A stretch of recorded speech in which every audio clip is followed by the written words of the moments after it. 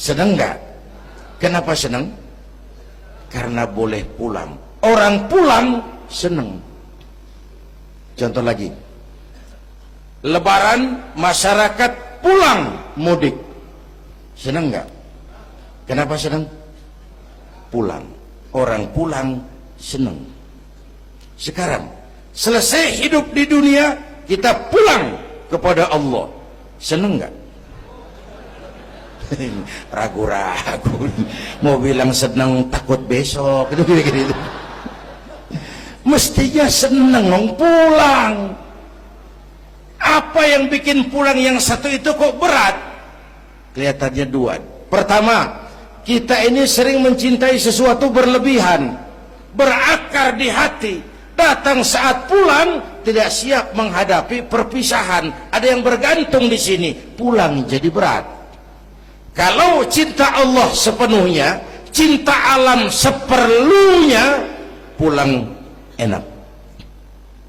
Yang kedua, bekal nggak cukup, sengsara di jalan, pulang jadi berat. Nggak punya bekal kok pulang, itu nekat. Belum sempet sholat modar, kok berani amat nggak punya bekal pulang.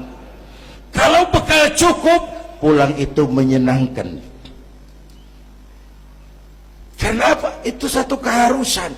Iya, kalau umat-umat terdahulu umurnya relatif panjang. Kalau kita ini mencontoh baginda Rasul, beliau wafat umur 63, 63 itu standar. Kalau mencontoh Nabi, jatah kita 63. Kalau malam ini kita sudah 50 tahun, tinggal 13. Waspada. Kalau malam ini kita sudah 62 tahun 11 bulan, udah jangan pakai pantangan, apa aja makanlah Pak, sebulan lagi tuh. Sebulan lagi, syukur-syukur dapat bonus. Dan saya bilang mati itu tidak pakai abjad. Kalau pakai abjad bisa nunggu, mati bang ngacak. Kadang-kadang kakeknya segar bugar, cucunya paek. Kalau mati pakai abjad enak nunggunya.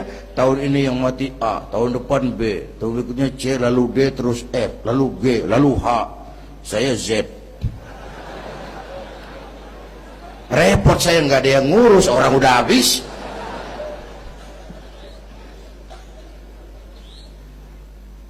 Bapak Ibu hadirin, malah aneh. Jam 6 pagi sopirnya mati. Jam 10 siang, 4 jam kemudian Mbah Suripnya yang mati. Sebelum mati dia pesan sama teman saya W.S. Rendra, Mas, saya kalau mati tolong dikubur di bengkel teater Depok. Monggo, dikubur sama Rendra. Belum seminggu Rendra yang ngikut mati. 1 bulan sebelum Rendra, lebih dahsyat lagi, Michael Jackson mati. The King of Pop, raja pop dunia, mati. Apalagi penyanyi keroncong, lebih mati lagi. Ada hidup sesudah mati, ada akhirat sesudah dunia. Semua kita perantau, dan perantau harus pulang. Bapak Ibu hadirin yang saya hormati, oleh karena itu, dengan semangat itu, ayo kita tingkatkan ibadah kepada Allah Subhanahu. Penutup, Isra Mi'raj itu filter. Setelah terjadi peristiwa itu kelihatan, yang beriman makin mantap, ini golongan Abu Bakar Siddiq. Yang kafir makin kurang ajar, ini golongan Abu Jahal, Abu Lahab, Abu Sufyan, dan abu-abu lain kumpul di situ. Yang ragu-ragu kafir lagi. Ini kristalisasi. Maka dengan memperingati Isra Mi'raj ditambah dengan semangat sholat berjamaah, ayo kita jaga kesatuan, persatuan, kerukunan, dan kekompakan. Bapak Ibu hadirin yang saya hormati, saya bersyukur walaupun belum pernah hadir, tapi saya tahu tiap minggu pagi pengajian Kiai Uci ini dibanjiri oleh jamaah. Alhamdulillah, kita doakan beliau diberikan kekuatan. Dan pengajian jalan terus sampai kira-kira kiamat, kurang seminggu. Jangan sampai kiamat lah, ngeri. Saudara-saudara, itu yang kita perlukan sekarang.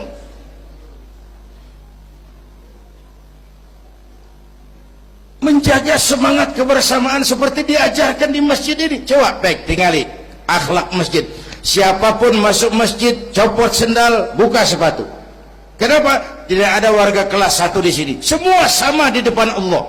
Ini masyarakat yang mau kita bangun. Lurah masuk masjid, buka sepatu, rah. Camat masuk masjid, buka sepatu, mat.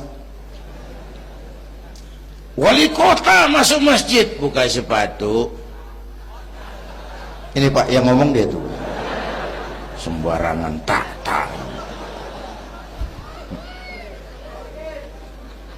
Gubernur masuk masjid, buka sepatu, Nur. Presiden masuk masjid, buka sepatu, Den.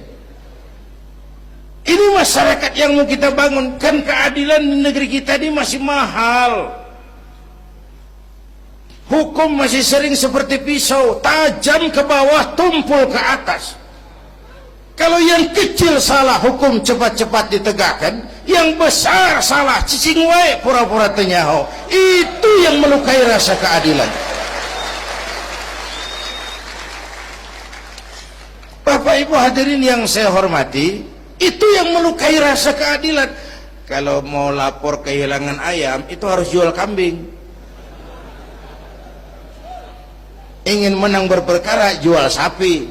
Ngurusin ayam hilang kok jual kambing, jual sapi. Itu harga keadilan yang harus kita bayar. Karena itu ke depan belajar dari sejarah, kita bukan cuma perlu pemimpin pinter, tapi juga benar. Malahan lebih baik benar enggak tapi pintar ketimbang pintar tapi enggak benar. Capek dibohongi pemimpin yang cuma pintar tapi enggak benar. Disuruh ngurus beras malah nimbun beras, disuruh ngurus laut jadi bajak laut, disuruh ngurus hutan rame-rame jadi orang hutan. Gitu.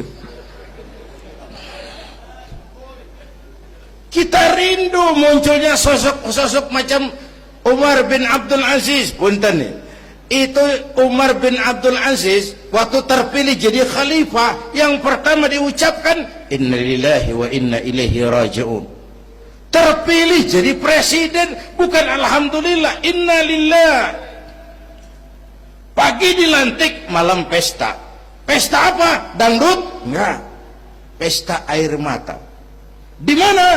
Di mihrab dalam masjid, sujud sambil berlinang air mata. Istrinya tanya, "Bang?" "Iya sayang." "Oh, udah dengerin aja, orang improvisasi." "Iya sayang, abang kan sekarang jadi khalifah." "Kenapa nangis, Pak?" "Itu Fatimah, itu sebabnya saya nangis, karena saya dipilih aklamasi secara sebagai khalifah. Setelah jadi pemimpin yang terbayang oleh saya, yatim piatu yang merintih kelaparan, janda-janda tua yang perlu bantuan, rakyat saya yang belum bisa menemukan haknya secara wajar, saya takut saya zalim kepada mereka, saya nangis mohon pertolongan Allah." Pagi dilantik, malam pesta, tahajud. Esok harinya karena pemimpin baru, banyaklah pejabat-pejabat gubernur cari muka. Namanya presiden baru, ada yang kirim emas, pakaian mahal, berlian, mutiara, dikumpulkan sama istrinya. Umar tanya, "Fatimah?" "Iya bang." "Banyak hadiah yang kau terima?" "Banyak bang, intan, berlian, mutiara, emas." "Kau senang?" "Saya senang bang." "Oke, kalau kau senang itu hadiah intan, berlian, mutiara, kumpulkan sebanyak-banyaknya dan besok kita cerai. Tapi kalau kau sayang saya, itu hadiah intan, berlian, mutiara, jual, uangnya masukkan baitul mal untuk ngurus rakyat kita." Apa jawab istrinya? Istrinya pun istri beriman, gak mentang-mentang istri pejabat lalu ikut-ikutan borong proyek suaminya. Kata Fatimah, abang, iya sayang, apalah artinya intan berlian tanpa engkau di sisiku, bang?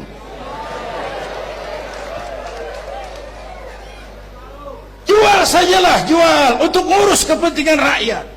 Yang nyata-nyata hadiah pribadi dijual ngurusi rakyat. Jangan yang sudah nyata-nyata milik rakyat masih disunatan.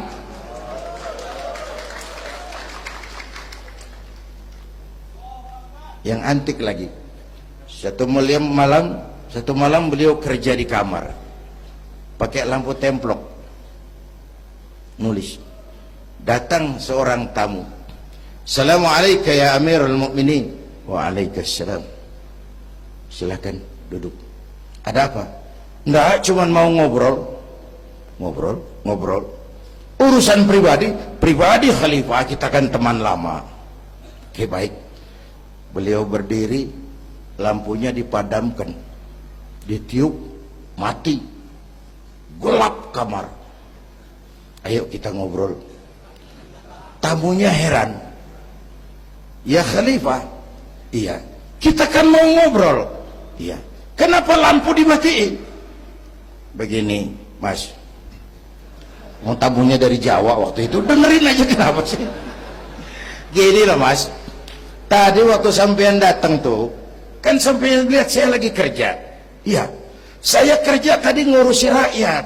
Tentu, saya kan pakai lampu. Memang, lampunya kan pakai minyak. Pasti, minyaknya kan beli. Iyalah, belinya pakai uang. Tentu, uangnya uang rakyat.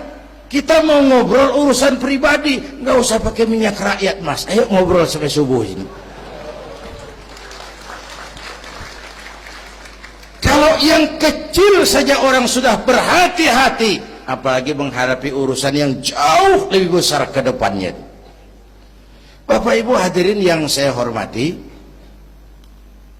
oleh karena itu kita memerlukan semangat kebersamaan, walaupun tidak harus selalu bersama-sama. Ini adalah potret terakhir. Baginda Nabi di awal-awal perjuangan didampingi 5 figur utama. Pertama, Nabi punya Sayyidina Abu Bakar Siddiq. Ini sahabat merangkap mertua, orang tua bijaksana, tempat Nabi tukar pikiran. Kampung itu enak kalau ada yang dituain. Yang kedua, beliau punya Umar bin Khattab, Al-Futuhat Al-Islamiyah, imam tapi jenderal, jenderal tapi imam, gagah, berani untuk Islam.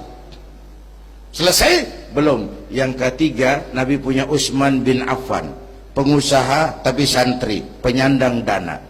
Umat akan maju kalau banyak punya Utsman. Yang keempat, Nabi punya Ali bin Abi Thalib, tokoh muda tapi intelek. Yang kelima, beliau punya Khadijah binti Khuwailid. 5 figur utama bahu-membahu membantu perjuangan Nabi. Begitulah kita berjuang. Mesti punya segala hal. Mesti punya senjata yang namanya golok, gergaji, pisau, silet. Harus punya. Kapan makainya? Lihat lawannya. Yang kamu hadapi apa? Kumis pak, silet turun. Yang kamu hadapi apa? Akar kayu nangka pak, kampak maju. Ini kita sering emosi nggak pada rugu. Yang dihadapin kumis, kampak yang maju. Urusan nggak selesai bibir bongkar pak. Anak-anak muda nggak cukup dibakar emosinya, berani harus, nekat jangan. Berkorban siap, konyol nanti dulu. Mati syahid, ayo. Mati sangit, jangan. Berani sama nekat tipis loh bedanya. Berani harus, nekat jangan.